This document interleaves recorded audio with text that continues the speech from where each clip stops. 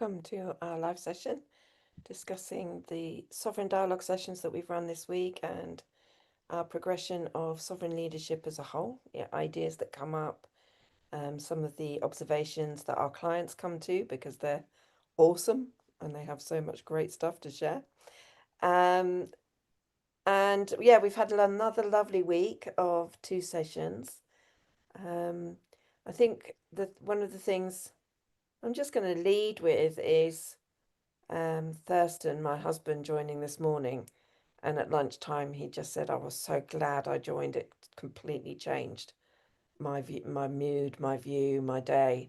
So I think Oh, for brilliant. me, that's one of the great things that this does. Does it for Mm, me, does it for you, David, I think regularly, and it does it for our clients who join us, is that we've always framed it as an hour-long retreat online.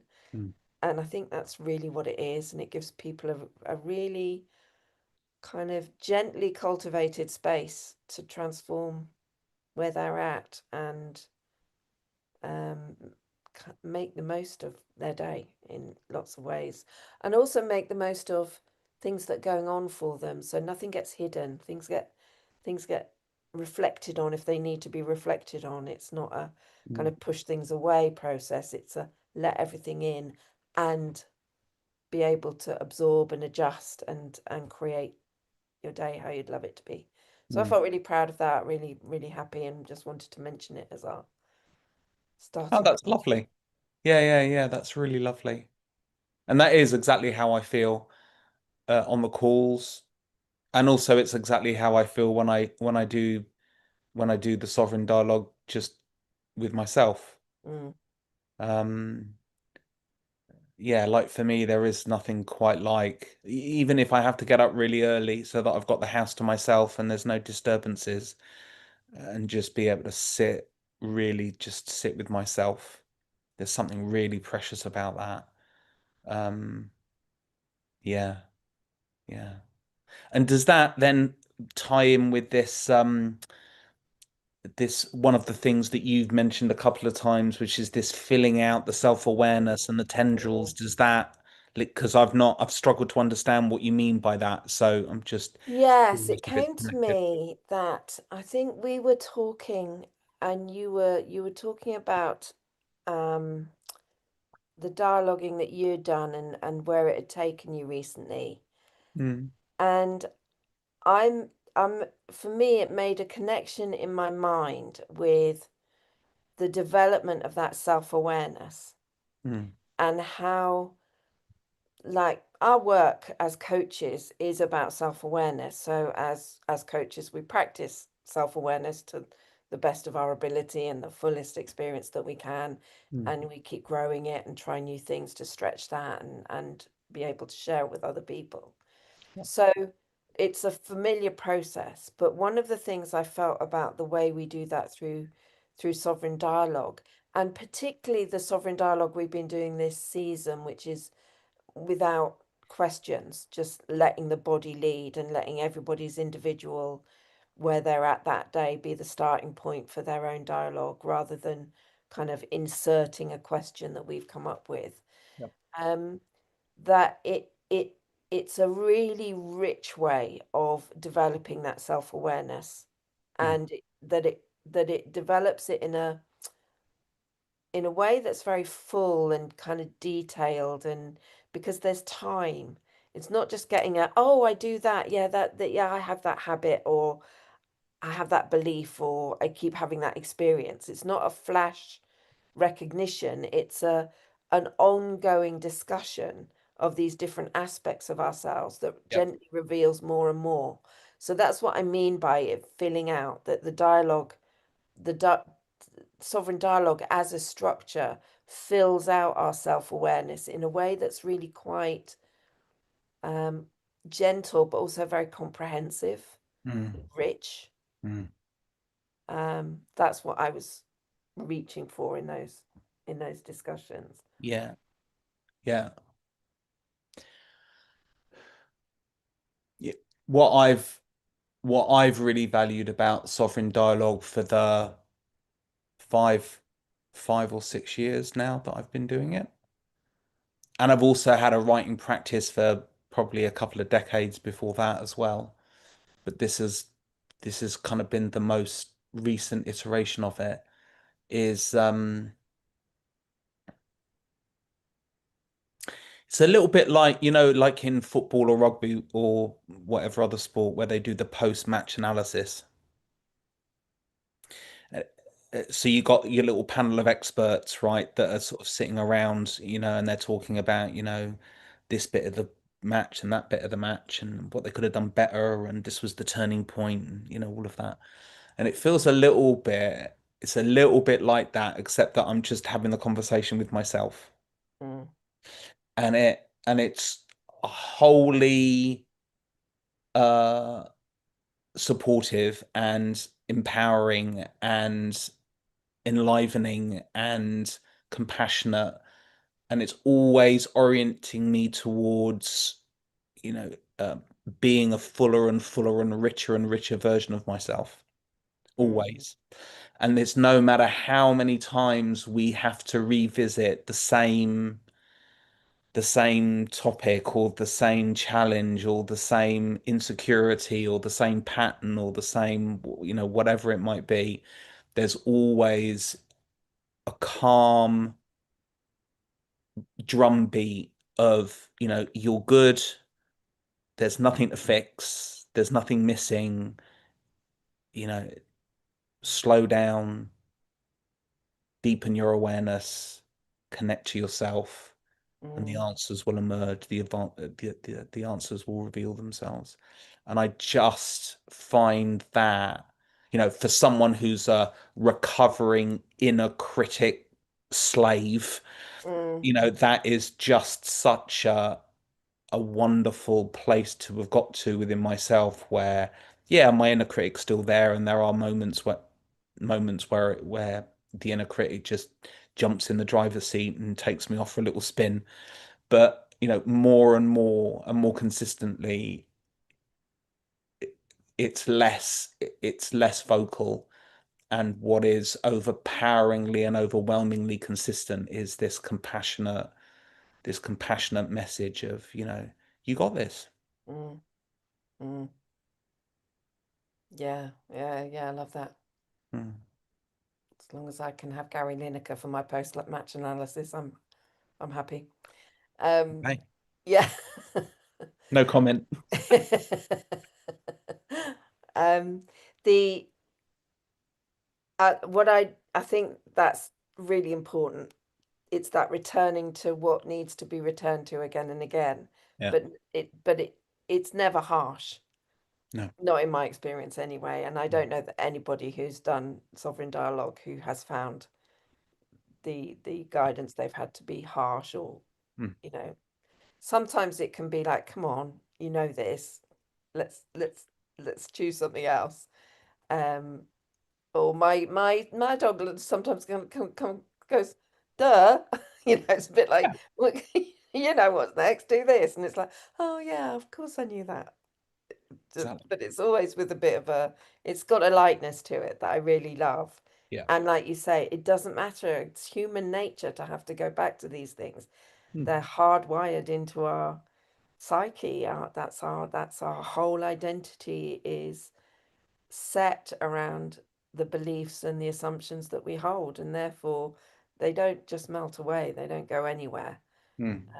You simply learn to adjust the volume control better and better, and Yeah. occasionally accept that you will be taken for a little drive occasionally by one of your old habits or patterns.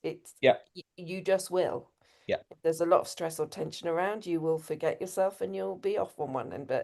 But what I find is with more awareness, you stop that earlier and earlier, Mm. and you realize you're off track sooner and sooner, Yeah. more Yeah. and more quickly.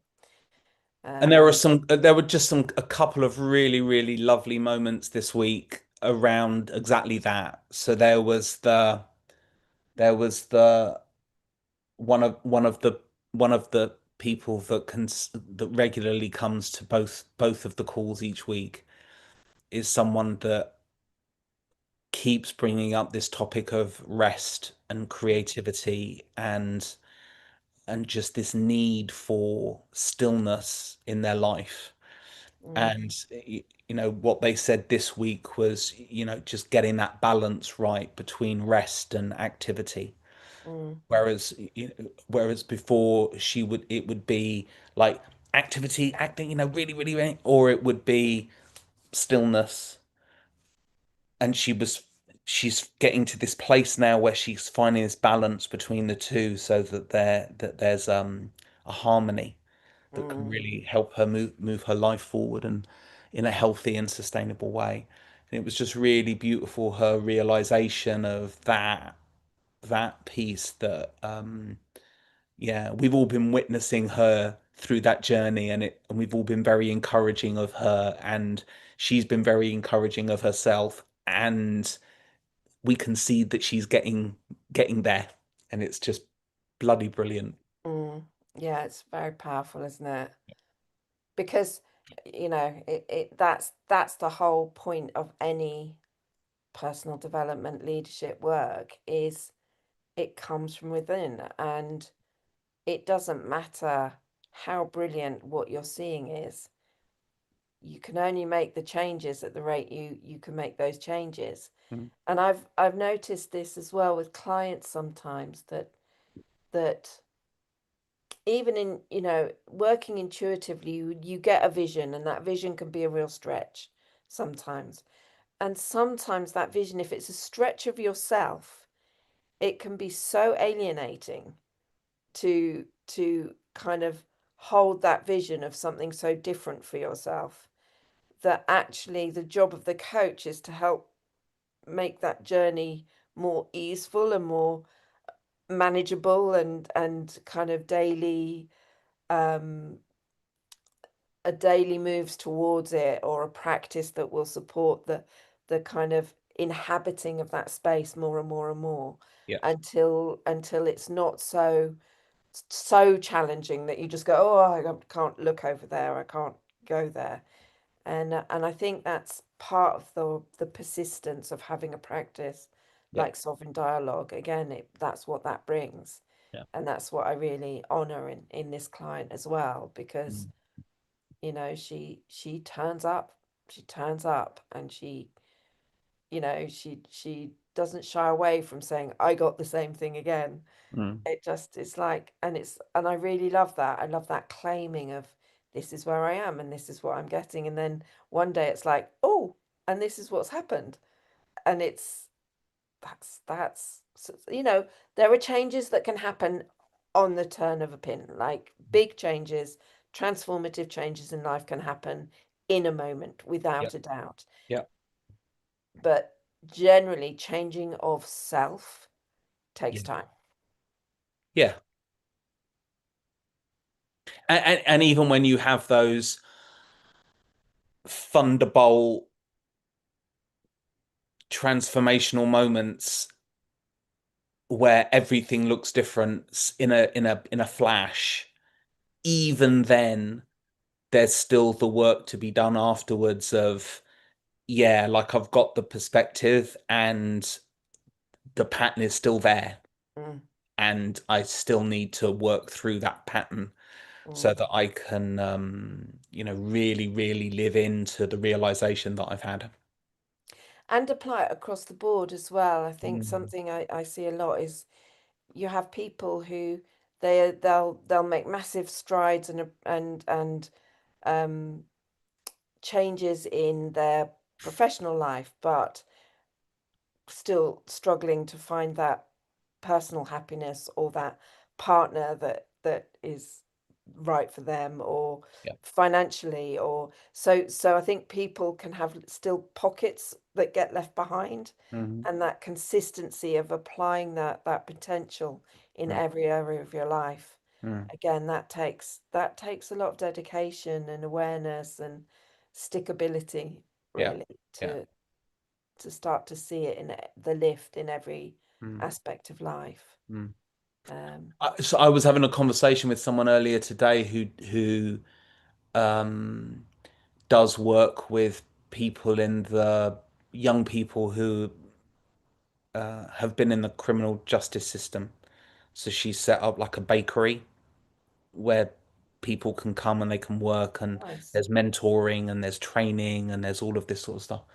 And we were talking about the work that the work that she's doing and the impact that it's having. And I we got talking about this idea of, well, these young people can be confident, say, in work or having conversations with people, or whatever this specific context might be. Mm, And what I introduced was this idea of, well, what if you could get it so that you could use those contexts as a way of creating a universal confidence within themselves mm, that was context independent. mm, mm, And in that moment I realized that is what sovereign leadership and what sovereign mm, dialogue is actually orienting towards. mm, Yeah, this universal confidence. Like I say, you're good, you've got it. And mm, sovereign is patiently waiting for you to realize what is quite evidently true mm, from sovereign's perspective. mm, Yeah, it was a real light bulb moment for me this morning. mm. That's brilliant. That is so true. Mm, It really gives it a form that is how I experience my sovereignty. mm, That in any situation I can step into it and I have yep. a better responsiveness to it, or a more creative approach, or a more confidence in my ability to be there or progress this Mm, when I inhabit it from my sovereignty than from my other aspects of worry, or trying to get it right, or working at it, or proving myself. sure. Yeah. Yeah, amazing. Isn't that Mm, great? mm, mm, Yeah. And then I think it links in quite nicely with the other point that I wanted to raise from that I noticed from this week, which is when um that in one of the sessions we had somebody who she didn't write, and we've always said you record your sovereign dialogue as you want to record your, and we always joke it could be expressive dance, yeah. and but for her it was actually this kind of this mudra, goddess mudra, that she just had her hand, she just put her hand up like this, Mm, and she said, I just sat in this pose, this goddess pose. And as soon as she did that, it was like she transformed into this incredible being. And she said, and I realized I was just a bit constricted, so I just lifted my chin a little bit. And she said, and everything opened up. yeah. And she said, so I'm going to keep trying that. Like, Mm, just lift my chin a touch, not up there, but just lift it a bit to see what shifts. mhm, And for me, that's the value and importance of embodiment as a tool of coaching and of development, is that we can make very little changes in our body, and it can make a big difference. And sometimes we can feel what that difference is, and mhm, sometimes we can't, and yet we still know making that change is right. And it's a bit like, goes all the way back to when we were training with Mark Walsh, and he offered me some somatic feedback and just said, you always have your head on one side. mm, And I yeah. just had not been aware of that, and didn't like it. I didn't want to be that kind of, oh yes, Mm, person yeah. all the time. I mean, it's nice to sometimes show Yeah. you're listening, but it took me a year and a half to adjust that, Mm, and to know that mostly I don't do that now. And mm, I don't know what change that's made in me, but it feels important. It feels more me to be here with my head upright. mm, And then that sense of just being able to lift your chin a bit, or maybe just roll your shoulders back a little bit, or soften, for me, just soften my chest. yeah. Sometimes is what's needed, and it makes me much more approachable. And so I really valued her input and her reminder that as a practice we can all play with these small body changes and see what they do. Mm, See, you know, when I'm drinking my tea, what happens if I put my little finger out? or when I don't. Who knows what it is? You know, it can be all sorts of different things. Mm. Yeah, yeah, It was really great. yeah. I noticed, I told you this earlier on in the week, but last weekend we went to like a dawn chorus event. So we had a Friday night evening meal and went to bed early and then got up at about 4 o'clock in the morning so that we could sit outside and wait for the dawn chorus to begin and the sun to rise and then had breakfast afterwards.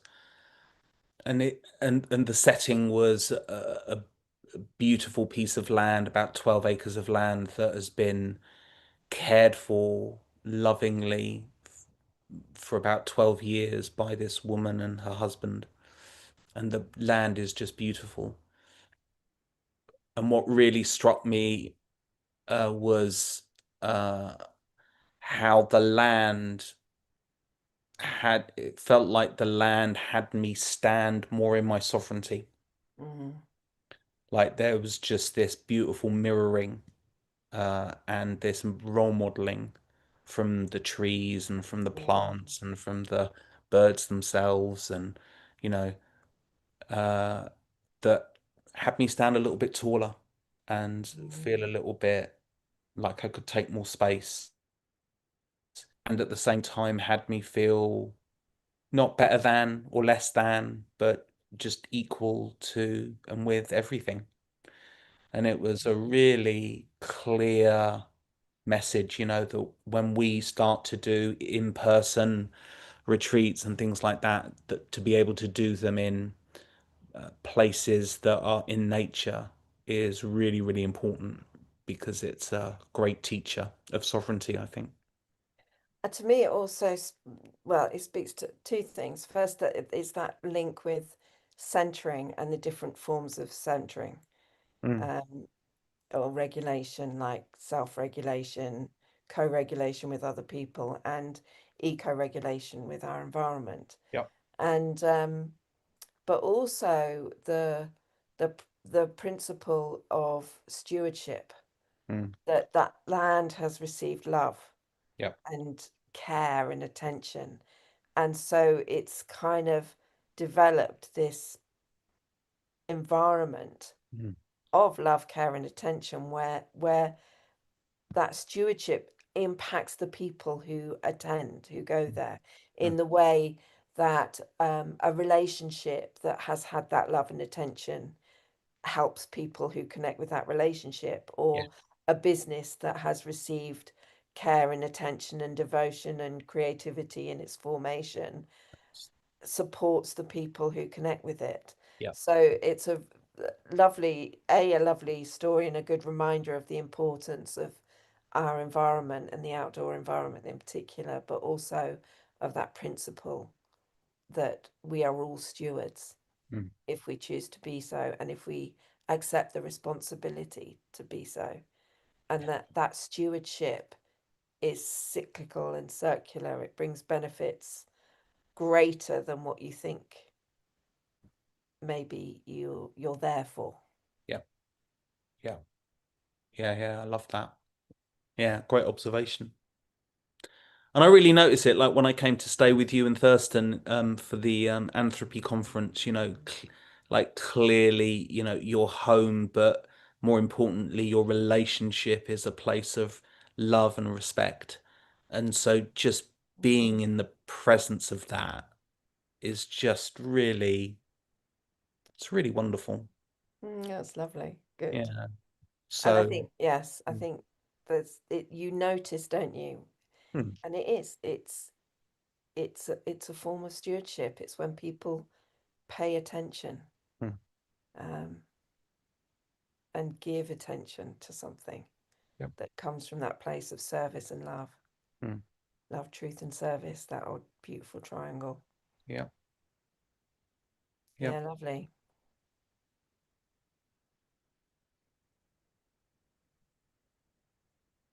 And it took me as well to that other final theme that I noticed of the, and I think we've covered this in previous chats, Mm, but about the shared space that when you work both intuitively and you work in community, just how regularly the same themes turn up for people mm, and how valuable that is when they get into breakout rooms to share their experience and inevitably get put by happenstance with the person who's going to share the experience that they've had or some yep. aspect of it and be able to enhance it and um, further develop it with them.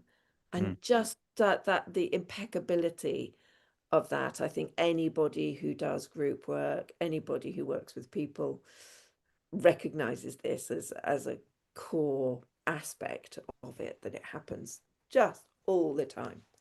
Um, and again, maybe that's part of that co-regulation piece that we touched on earlier of people coming together with people and that influence being something that um, connectediness, somebody said today, oh yeah. connectedy, being more connectedy, Yeah. um, lovely term. Mm, Um, just just happens. It happens. It's a mm, natural, inherent part when people come together with an openness and a willingness to be vulnerable and open and sharing. yep. Definitely. Definitely. Huh. And then I think for me, the final topic was this idea of holding emotion with pride. Oh, So that was again, this was beautiful. again Yes. this lovely, tender moment of someone.